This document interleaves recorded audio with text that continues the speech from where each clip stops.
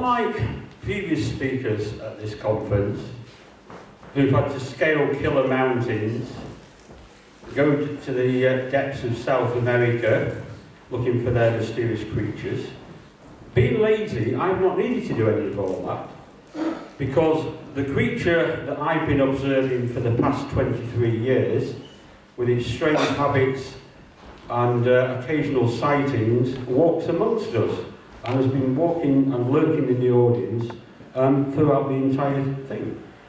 Which leads me to the interesting thing of being one of the only few speakers where the object of his talk is actually sitting amongst us, and in a strange position, so I'm going to either get barracks on this talk, but it's great because it means when there's any questions I can't answer, I can point at him and he can tell us.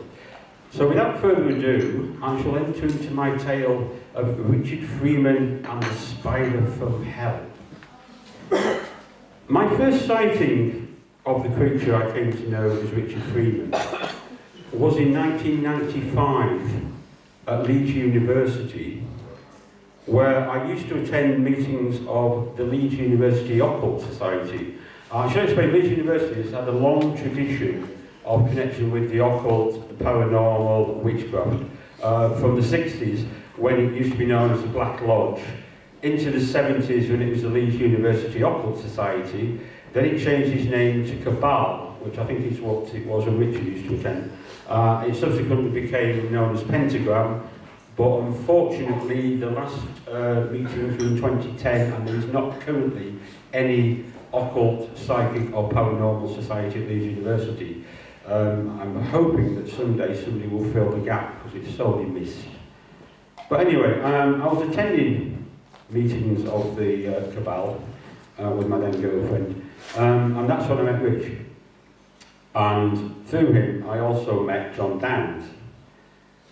We got on quite well. We've got slightly similar sense of humour. I like to think I've got slightly more of a sense of humour. You've heard his jokes.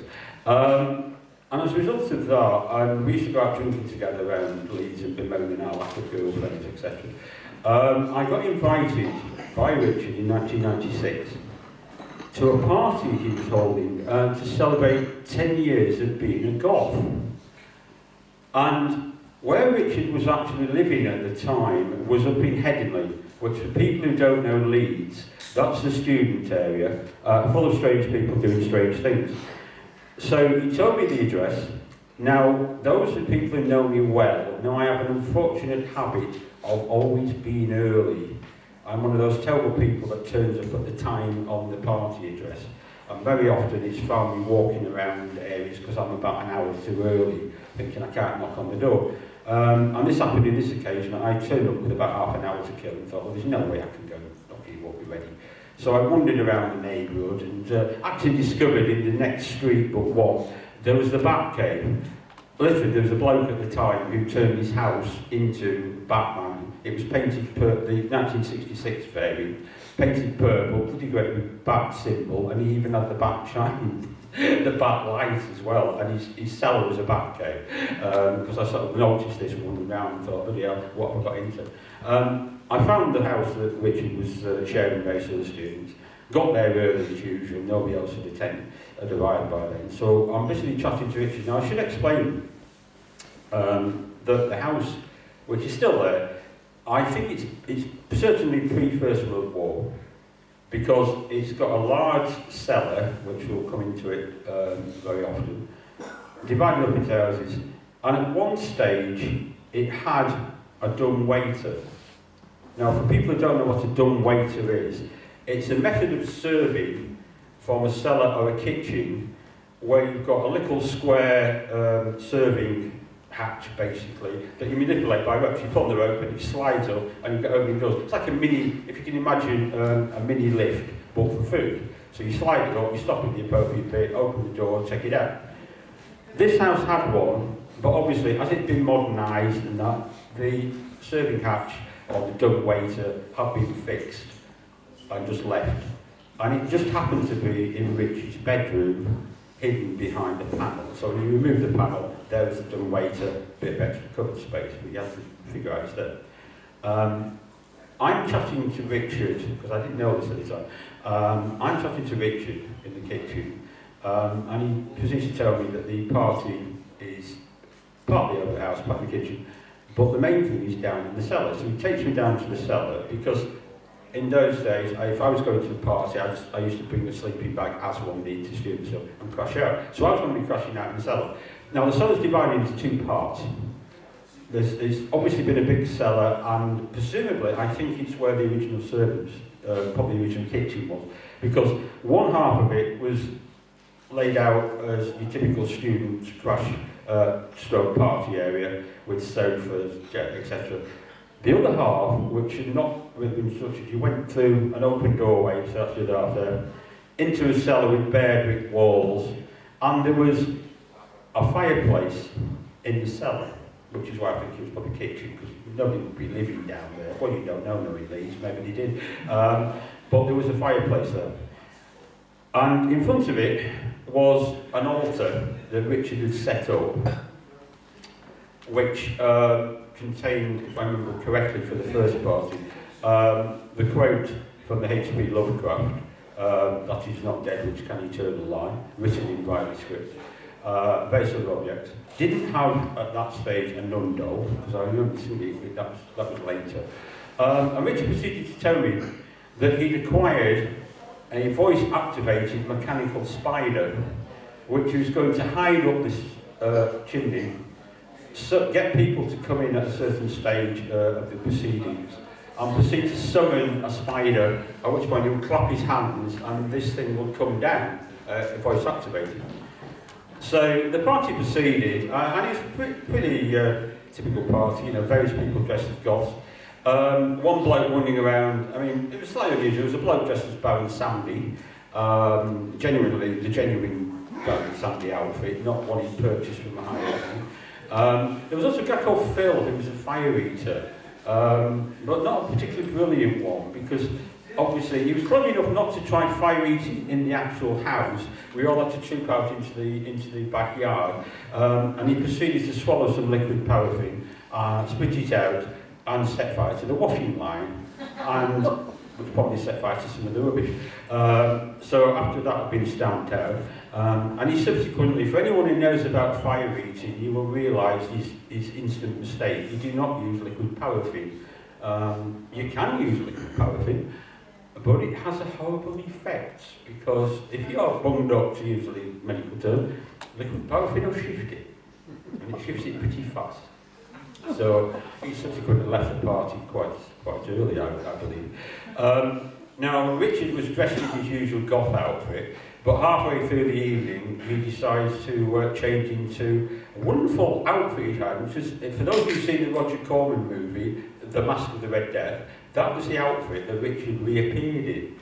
Totally in red. I don't think he was actually wearing a skull mask as Death. I don't remember that. This is normal face. Unfortunately, it didn't quite work, so I think it was only me and one other person that actually recognised what he was wearing.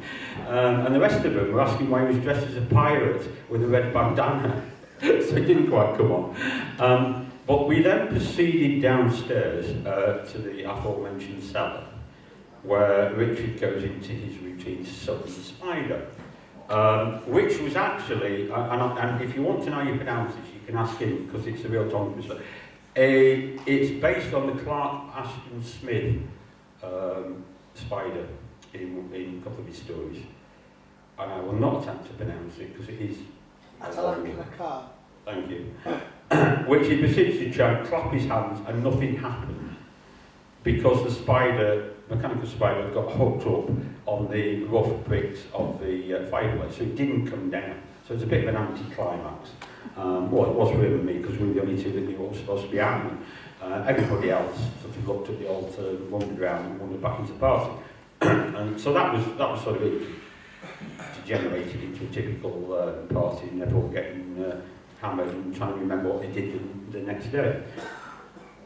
During the course of 1996, I'd also, because via Richard and I met John Down, I was asked to become the CFSEC representative at that time for Yorkshire. So anything strange that came up, I would cut it out or get in touch with them. And 1996 summer, there was a plague of spiders, and I mean real spiders this time, in and around Yorkshire and Leeds. which is slightly unusual because it was before sort of September when you start to see them coming out amazing. And these are pretty big things, they're all over things. So much they got into the newspapers, and they kept reporting it, and then it culminated in a poor guy called Michael Haig being bitten by, I can't look at it's the Argentinian wandering spider. I know it's the wandering spider. It's poisonous and it lets out a big bunch of bananas and bits him in the face. The Huntsman spider. Yeah, the Huntsman, that's the one. Yeah. So he was rushed to hospital because obviously it's poisonous, and that went in the papers. Now, I then got a phone call from Rich, because at this time I was on the dole, so I had lots of spare time on my hand. And what I didn't know was that Richard had contacted his local press and claimed to be responsible for this plague of spiders. The reason why he said this will become obvious later. And consequently, I asked me, could I come over to his place, into the cell again, because he was going to get photographed for an article in the local press, and they needed more than just Richard. So when I get there, sure enough there's a photographer there, there's Richard, and there's a rather voluptuous young lady, sort of bursting forth out of the outfit she was wearing. Richard's in clothes and that, in front of this altar, and I'm sort of decked out eventually in one of Richard's spare clothes. The photographer, for some weird reason, didn't want to feature me prominently. He seemed to prefer this voluptuous young lady and/or Richard. So in the subsequent photographs, there's like this girl at the front, literally, Richard, and me lurking in the background in a clay room, the occult equivalent of rhubarb. They did take some photographs. I never subsequently saw them. Now, this is where, for those of you who are eagerly awaiting the Kinky Sex bit, as promised in the title, I'm afraid this is where I was slightly out with my recollections. Because for years, I've been telling people that the reason why the pictures were not actually published at the time was because the Tory MP, Stephen Milligan, was found dressed in women's clothing with an orange in his mouth and suffocated in an act of autoeroticism, which is the Kinky Sex bit. Sadly, I discovered on talking to Richard prior to this and on researching it that I was actually out by 2 years. That happened in 1994. And the actual story that did bounce it was a bit less exciting and a bit sadder. It was the British nanny in the States that was accused of shaking her charges to death, and it was a big story. She was being prosecuted in the States. That's why it never subsequently appeared. I was unable to track down a copy of the photograph. I didn't actually think it had actually been printed, but Richard assures me it was, but in a very small press magazine. So the copies of it may be out there. I've never seen any pictures from that session. So we move forward to 1997, a year later, when Richard announces he's having another party as the anniversary of the previous one, and I get invited again. So I turn up, clutching a little sleeping bag, early as usual, to meet Richard. By this time, he's gone even more goth. So it's a black party, literally. He's got black food out.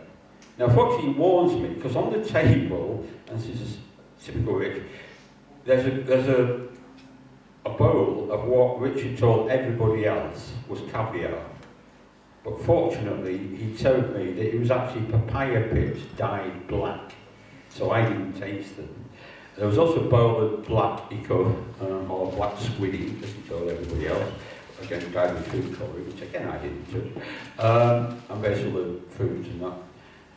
He then takes me down to the cellar, clutching my sleeping bag, and proceeds to tell me that for the past year, he's been busily invoking the actual thought form of the spider god, which is why he contacted the newspaper, because he said he was responsible for the plague of spiders and trying to invoke the spider god. Now, I am an arachnophobe. I can cope with something about that big, but anything bigger than that really freaks me out. And Richard said to me, I think I've succeeded, or words to that effect, because I've seen the spider, and I have seen it, but I'm not sure if it's just me. Imagining that, would you test it out and see? So idiot me goes into the room, he switches the light out. I feel a massive spider on my back. Luckily, it was on my back, I couldn't see the damn thing, but I could certainly feel legs out here. So I run out screaming and go, yes, it's bloody there, or worse to that effect. You know, you're not imagining it. And made a mental note to, because I'm sleeping in the next room after this party, so I made a mental note to cast a protective circle around myself. So last thing I want is a giant little, about 15-foot spider crawling all over me when I'm asleep. So the party proceeds. We get going again. And being a student stroke goth stroke pagan party, we run out of booze fairly quickly. So Richard and I can't remember who else with him go out to get more booze from the local off licence, which is actually a fair way away, it's still there. And it's about 4 or 5 streets away, at least. It's a fair walk. So we're all sitting around waiting and nattering. And eventually they come back with more booze and 2 young women who they have chatted up in the off licence, who think they're coming back to just a normal party, you know, typical student party. So they come in and you know, they blend in. And then Richard announces that we're all going down to the cellar to do a ritual. So we troop down to this cellar. Now, in the ensuing year, while he's been busily evoking the spider god, he's been adding to the things on the altar. So there's a few more stuff, including a doll of a nun fastened upside down to an inverted crucifix, and various other things, which I'm sure he can tell you about.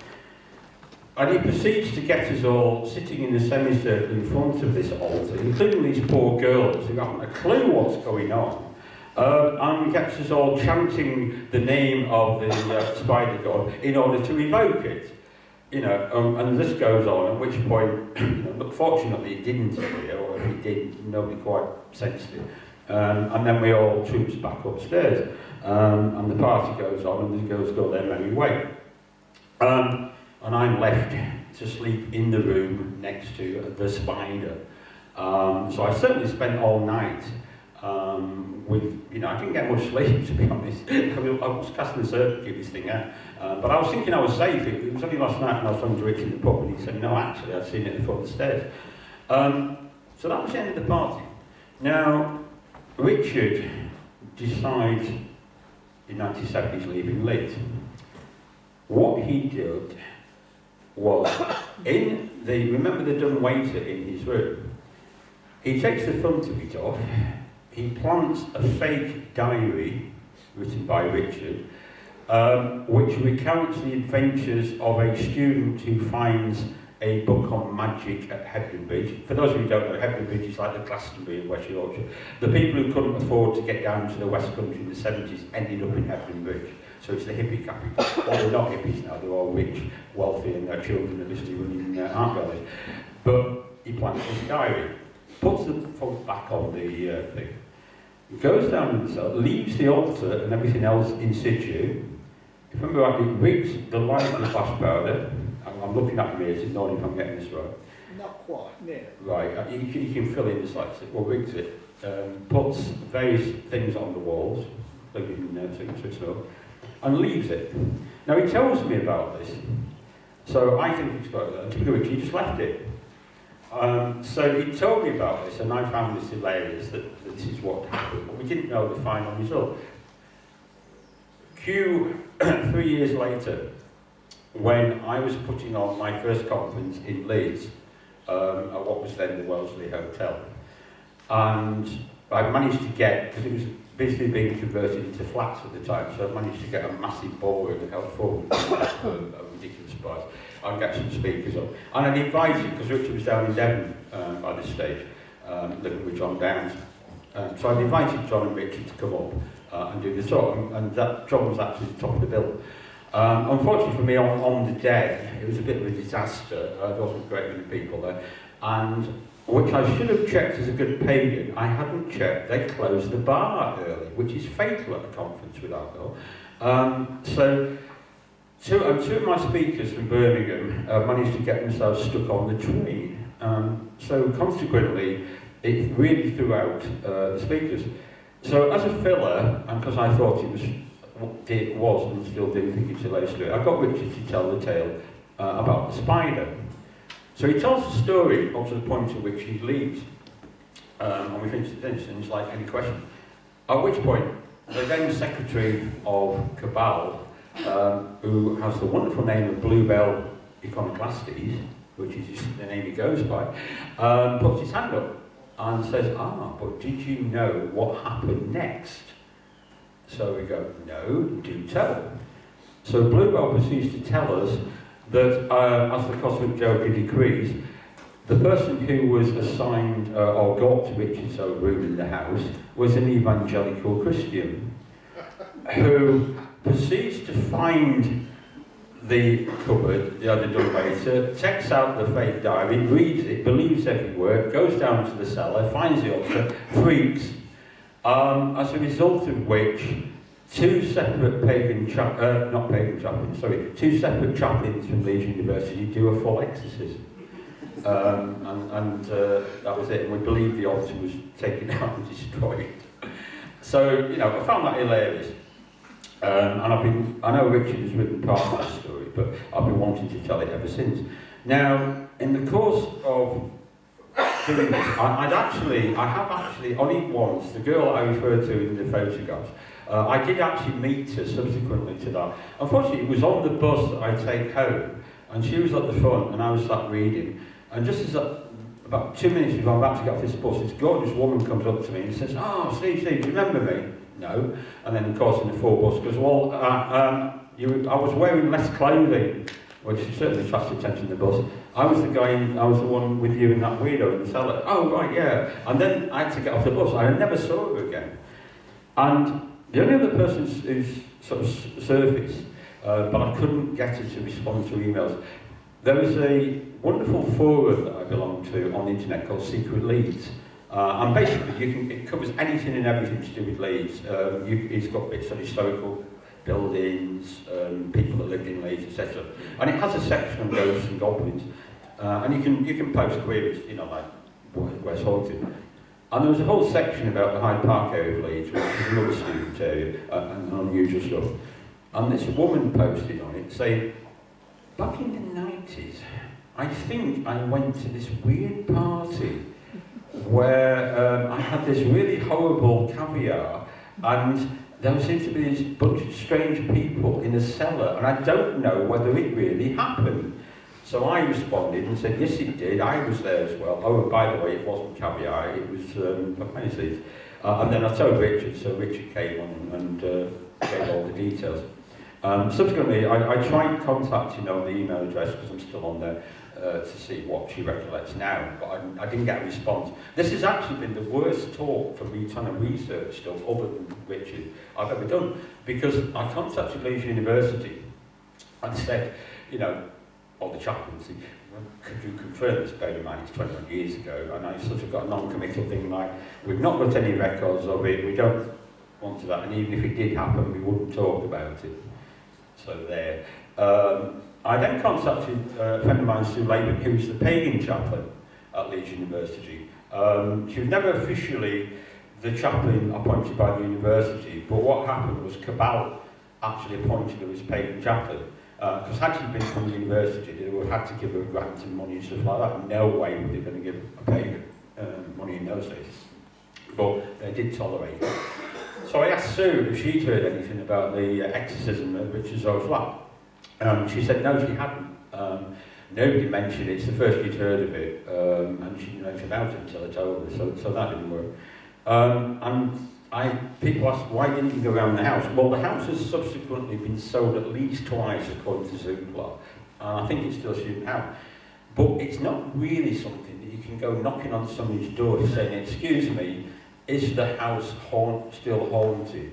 Or, by the way, do you know there was an exorcism here, or possibly two, back in the 90s? Because I could be accused of running the price down. So I didn't actually pursue that. But we know what the address is, and if anyone wants to try that approach, fine by that. So for all we know, because it was a thought form, not an actual thing, thought forms exist as long as you give them energy. So it may be there, but if people start sort of doing any form of ritual or energy, or even having lots of wild human sex, it very likely can re-energise it. So you might end up with tales of a giant spider reappearing in that property. It'd be very interesting to see whether it does come up. But that was my first experience of the creature known as Richard Freeman, and I've had many subsequent exposures with him. It was also an interesting experience for me because, although I knew about thought forms, at that stage I hadn't really experimented much myself. So it did actually get me interested in them, and I subsequently have created some thought forms of my own. And I'll just end on a cautionary tale on that now for anyone who thinks they might want to do it themselves. If you are creating a thought form, magic and history tells you should name it. It's a bit like setting up a computer program.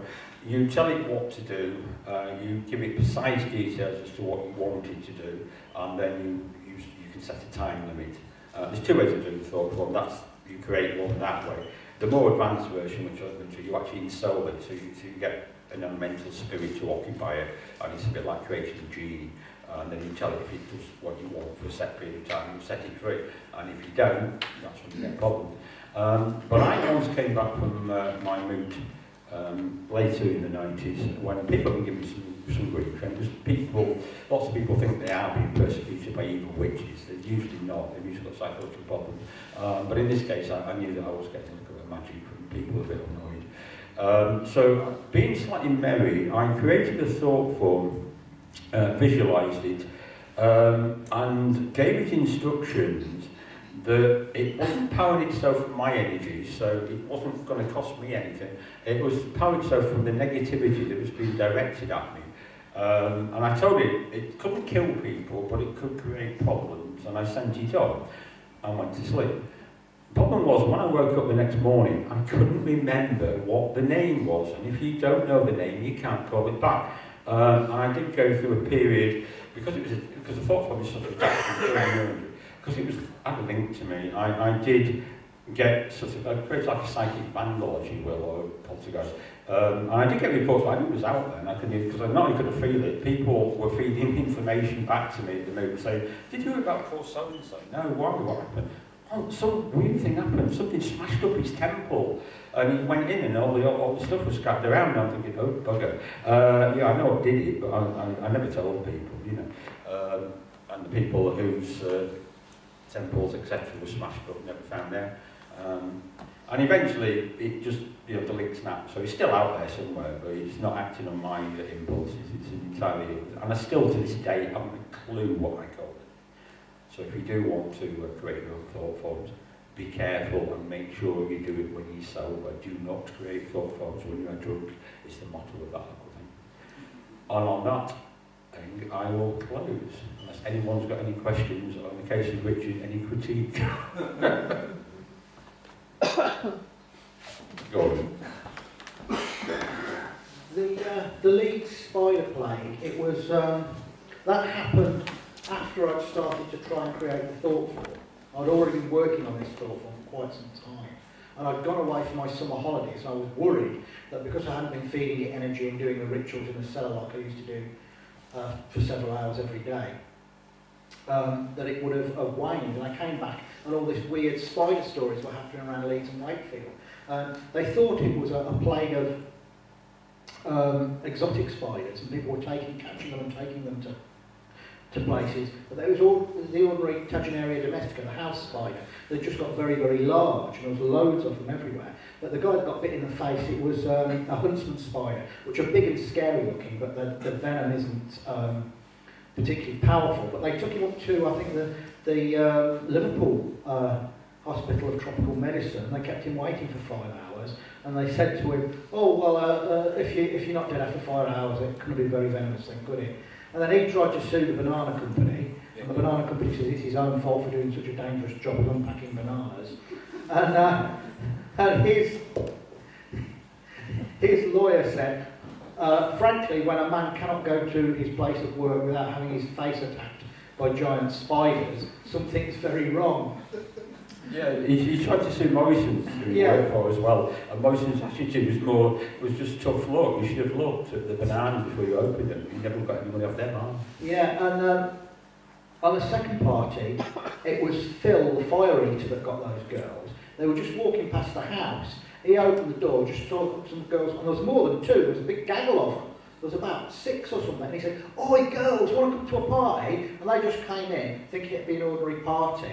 And then they found themselves about 15 minutes later in the altar room with a load of other people chanting "Alatak Naka, Alatak Naka, Alatak Naka," like a scene from Doctor Who and Planet of the Spiders, which is what I based the whole thing on. But yeah, other than that, it's a pretty accurate assessment. I don't think it was a dumb waiter though. It was a weird little crawl space.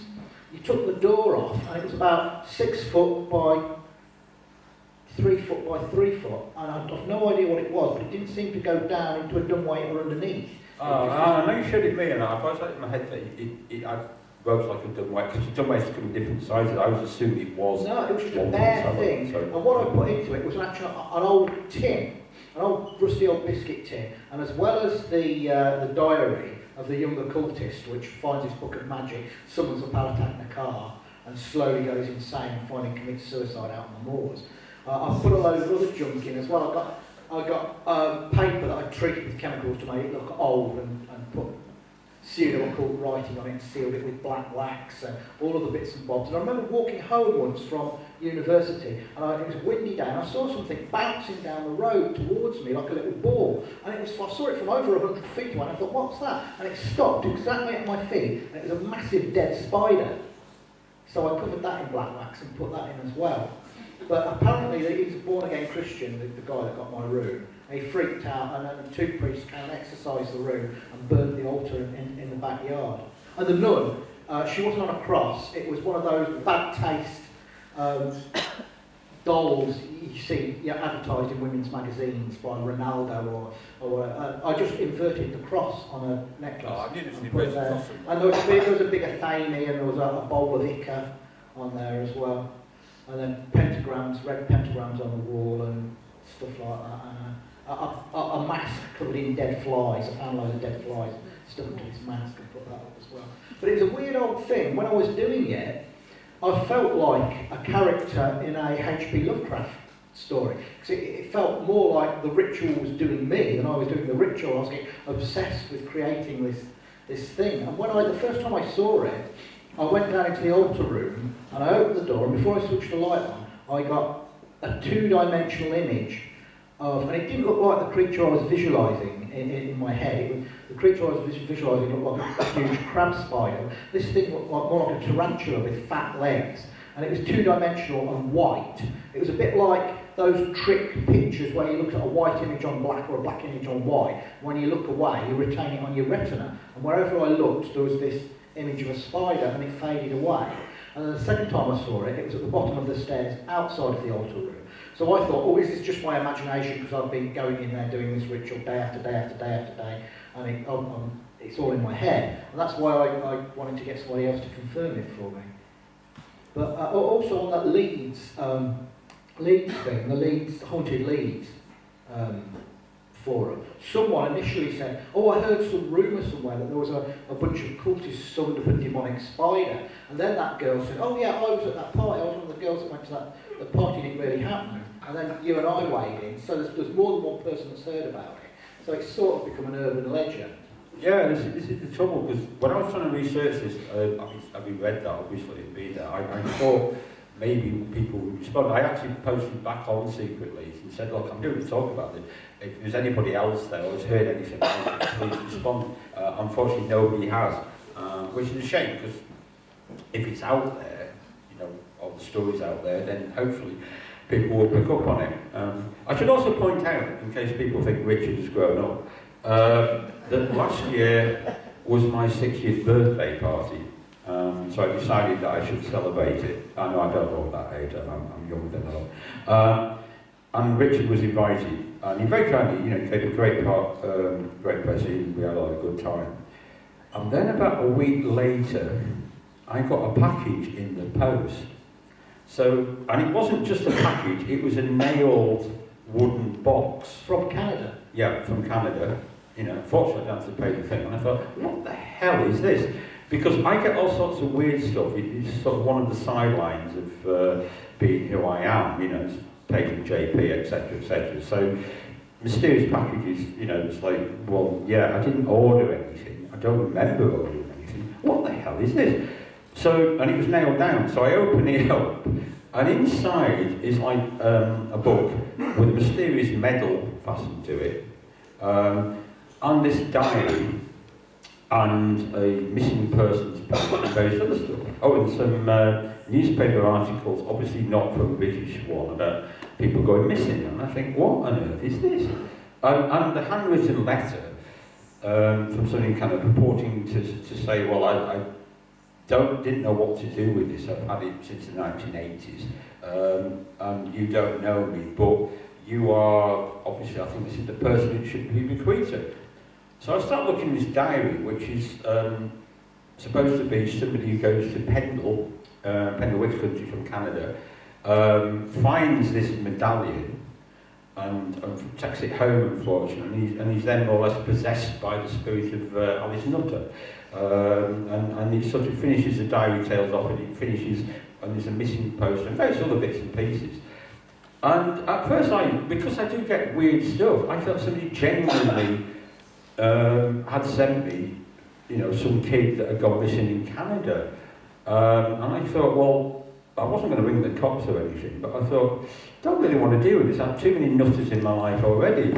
So I was actually going to chuck it away. And then I did actually put it in the bin in my room and chuck it out. Then I did a bit of research and I found out that there is a company, which I recommend, in Canada called the Mysterious Package Company. And you can pay them. They've got various experiences, depending on how much you want to pay, and you get between 1 or 3 packages which contain stuff. And this one is called the Weirdness one. So, and I thought, right, now I know what it is. Who the hell is sending me this? Because it's just this is one of the cheap ones. You just get one thing. So I was going through various people who might do it, because what they do after about a month, they actually tell you whose gift it is, so you do find out who sent it to you. But to be fair, I didn't actually think it was Richard, because Richard had very cleverly already given me another present, because he was top of my list. But I thought, no, it can't be Richard, because he's actually sent me something. It wouldn't be it. So I was going through various other people, and of course it turned out to be him. So he's still doing the same thing. I sent the same package to this taxidermist girl, who's a friend of mine in London, and she had no idea it was me, and her mother thought it was from a serial killer and she was going to ring the police. Yeah, it's actually quite freaky. Yeah. Any other questions? Yeah. I shouldn't really do this, but to add to Richard's mystique, there is a strange tale at the time he conducted a pagan sacrifice live on stage, and the videographer of this was mysteriously absent. No footage of this now remains, as I was the only one filming. I've lost it. And the man concerned with this, a Dr. Michael Woodley, we don't know if he's gone mad or not, because he's pretty mad to start with. But he's no longer in the country, so just watch out, Richard. I can't remember what I sacrificed now. Was it one of those It was little... fruit, wasn't it? Oh yeah, it was an apple. And some cherries. Yeah.